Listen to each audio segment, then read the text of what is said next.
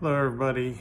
I thought since I've been talking a lot and showing a lot of pictures about siding that I would make a quick video on the fundamentals of siding. So here it goes. In our area at least, there are two most popular types of siding. You have the sheet style siding and then you have the lap siding. You can find the sheet style in a plywood, or another popular alternative is made by LP called Smart Side. It's an OSB product that has a texture stamped on it. This house here was done in the 70s, so this is the plywood style. Putting on the new lap siding, so this is LP here.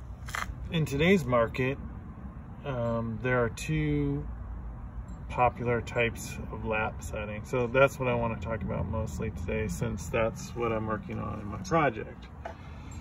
You have the Hardie, which is made up of cementitious fibers pressed together with a texture pressed onto it.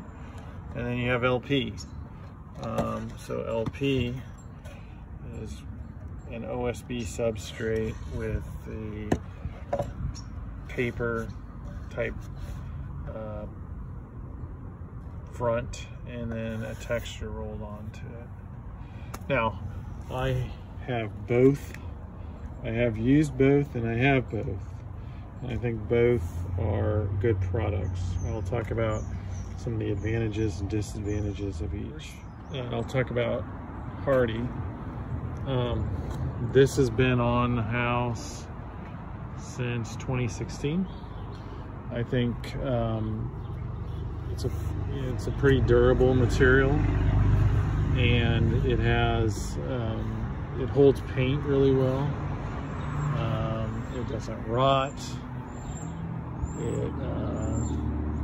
And then I had, before we had this on, I had Hardie in various places, like my garden shed and so forth.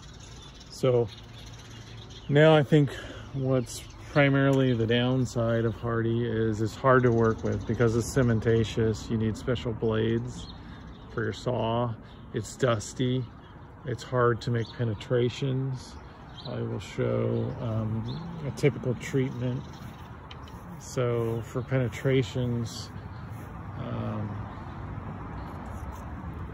they'll put like a piece of wood with flashing on top of it to allow something to be mounted to it.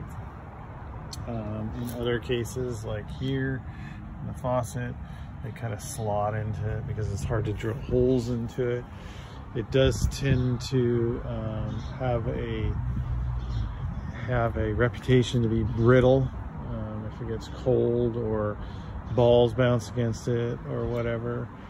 But you know, if I didn't believe that this wasn't a good product, I wouldn't have put it on in 2016, and I'm very pleased with how it's held up in terms of, you know, what it looks like, how the paint holds on it. Next project, I chose to use LP siding, and the primary reason I chose to use it was that you can work it with woodworking tools and blades and everything. They both cost almost identically. They're in fact, LP, where I got it at the box store, is a few cents more, like 10 cents more per board, but they both come in 12-foot lengths, and so it works like wood.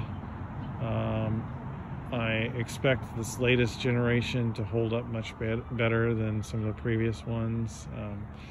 We had both Hardie and LP on the house before we recited it, and when this got wet, when the LP got wet, it tended to show some signs of blowing out, but I don't actually know if that was the pre-lawsuit LP or not. So anyway, tends to be a little bit more flexible. They both can snap fairly easily. I've had them snap by carrying them and getting too much bow in them. I've had them snap. The wind picking them up, like carrying the load home in the pickup. So now I'm going to talk a little bit about installation. So they both have very similar characteristic or installation procedures to them. So I'm going to talk about LP right now. When you bring two butt joints together, they want a space of 3/16. I chose to put flashing in behind there. I don't know if you can see that or not. It isn't required. I think best practice for Hardie actually has you put a piece of tar paper or something, some sort of flashing behind it.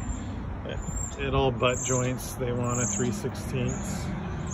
And the other thing that I have a particular problem with right now is they want a 6-inch clearance from grade to the board. So the only place in the foundation right now I have that is right here in that spot. So I will be clearing away some dirt the best that I can to do that, to have that. If you look over here, this job was done improperly, in my opinion, where the driveway actually rests against the house. So we've had to try and mitigate that by putting down extra layers of protection and then putting something that's moisture impermeable, like this landscaping edging on there, so that trying to keep the water away from the wood. And that's some of what has caused the sill rot that I've had to repair. So just a few other quick tidbits about installation. They want nails to be down 1 inch from the top edge of the board. If you do your reveals properly, then everything but the last course, you should have those nails covered. They have certain requirements for the nails that you should use in terms of head size and length and all that, and also any cuts that you make. I don't know if you can see that very well, but they want all your cuts to be primed, so make sure that those get done before everything gets sealed up.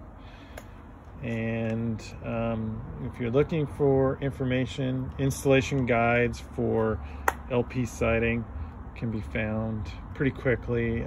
Both Home Depot and Lowe's have them. I looked at both of them and they're both pretty much the same. They are the same, in fact. So anyway, I hope that answers some introductory questions about siding. And I think I might do a video here about how to calculate your reveals so that you get, you can figure out how many courses and how many boards and things you need. But that's it for the... So I realized that I probably should have been holding the camera up to my face rather than just pointing it at the siding, but I hope you got something educational out of that. And we should have this little section here done maybe in the next day or so if the weather holds out. So anyway, thank you. Bye.